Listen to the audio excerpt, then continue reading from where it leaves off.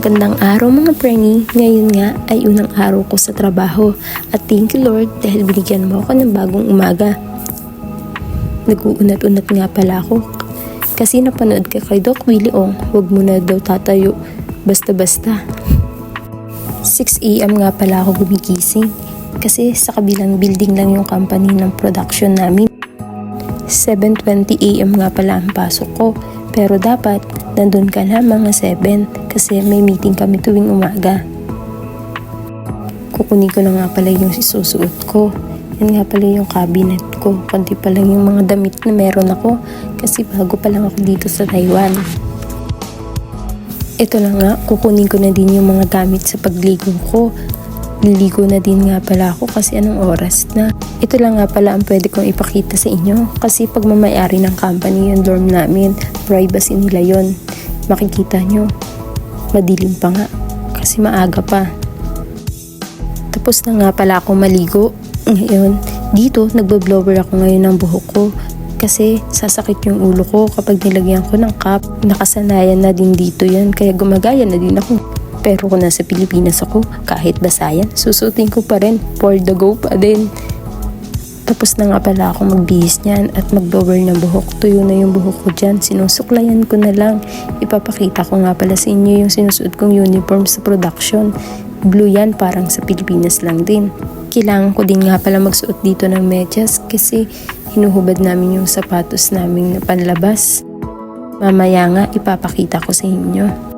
Yan nga, okay na ako. Ayos na yung sarili ko. Suklay-suklay lang at naghahanda na nga ako para pumasok. Ito nga pala yung ID ko, isusuot ko na.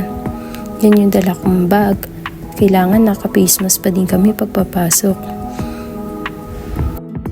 Labas mo nga pala ng pinto, ito yung makikita mo sa dorm namin. Nasa 7th floor nga pala ako.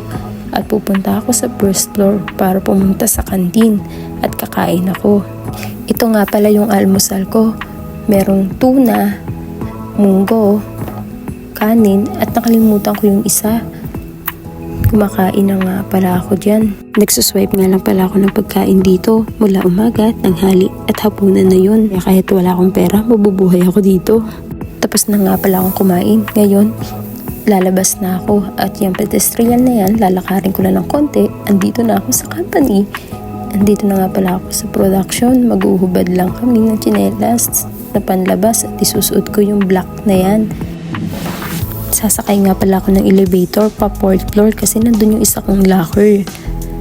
Pagdating naman dito, kukunin ko naman yung isang sapatos para sa production. Dalawa nga pala yung ginagamit namin dyan. Isa yung black, iba pa yung sa production at yung sapatos ko sa panlabas.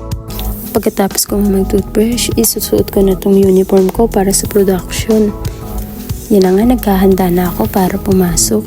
Bawal ko nga pala ipakita kung anong meron dun sa loob ng production namin kasi privacy. Pumunta nga pala ako dito sa resting area kasi may ilang oras pa. Ngayon nga, at papasok na ako. Mamaya uli.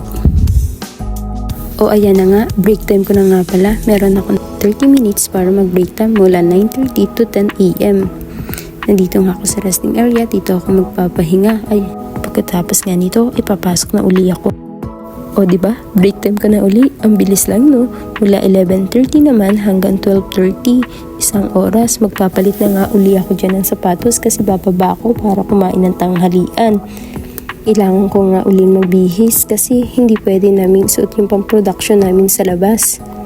Sasakay nga lang uli ako ng elevator at magpapalit lang ako ng outside shoes. Maglalakad nga lang pala ako ng konti kasi malapit lang naman yung kantin namin. Pagkatapos ng pedestrian lane na yan, eto na, nandito na ako sa kabilang building. Dito nga pala sa amin, merong Pinoy food, meron din Taiwanese food. Dito nga pala ako kumain sa Chekwa. Siya nga pala si Ate Alona, siya yung nagtuturo sa akin. Kumuha nga pala ako nito sa Pilipinas. Ang itlog ang nilalagyan ng sibuyas. Dito, ang sibuyas ang nilalagyan ng konting itlog. Tapos na nga pala kami kumain kaya babalik na kami sa kabilang building. Yan nga, magbibihis na lang uli ako.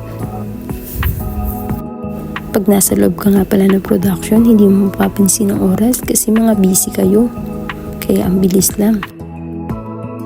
Ito na nga, break time ko na uli mula 2:30 hanggang 3 PM.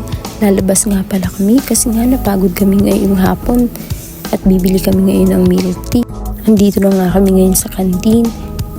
Iniintay lang yung order namin. Ito na nga yung milk tea at meron din akong tinapay. Summer na nga pala ngayon dito kaya mainit at tamang-tama lamang ito. At aba, may dala pa nga pala akong tinapay pabalik at hindi ko na kayang ubusin. At ito na nga, sinusuot ko lang uli yung uniform ko at babalik na uli ako ng production. Ito na nga, break time ko na uli, 5 p.m. to 6 p.m. Ngayon nga, sa Pinoy food ako kumain. Ito na nga pala yung ulam. Minudo ata to at bangus.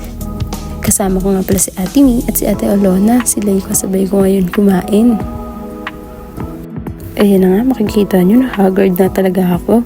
Tapos na nga pala ako kumain. At titikman ko nga pala itong binigay sa akin ni Ate Mi. Yogurt nga pala siya na may nata at orange. Ito na nga, papasok na ako. 1 hour and 20 minutes na lang, uuwi na ako. Papasok na uli ako sa production. At ito na nga ang exciting part, uuwi na ako. 7:20 p.m. na nga pala. Yan, maglalakad na ako palabas at konti lang lalakarin ko. Kasi pagkatapos ng pedestrian lane, dorm na namin. Ay, sa wakas, at dito na talaga ako. Thank you Lord kasi nakasurvive ako ngayong araw at namiss kita, yung higaan ko. And for more videos, comment down below kung anong gusto niyo pang malaman. Subscribe nga pala kayo sa YouTube channel ko. Maraming salamat, hanggang sa muli.